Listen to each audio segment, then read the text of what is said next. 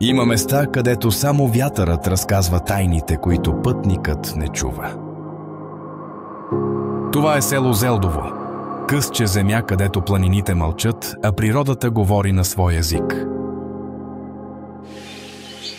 В тази гора всяко дърво е свидетел. Корените стигат дълбоко в земята, а клоните до небето. Но понякога природата поставя под въпрос своя баланс. Вдиша тихо, потръпва и после настъпва тишина. Преди години тук имаше голямо свлачище. Планината внезапно се разцепи. Камъни се срутиха. Земята се разлюля. Природата остави белези по себе си. Но тя не разрушава само, а и създава отново. Дъждовете изпълниха празнините и така се раждат спокойни огледала на миналото, тихи езерца.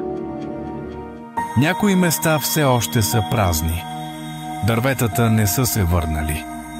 Може би природата е оставила тези места като спомен.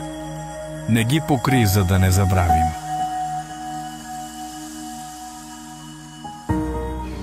Шелдово не е просто село. Това е паметта на земята. Всяка камък, всяка сянка и всяка локва стоят тук, за да ни разкажат нещо. Ако слушаш, ще чуеш. Защото природата никога не забравя. Тя винаги намира начин да победи.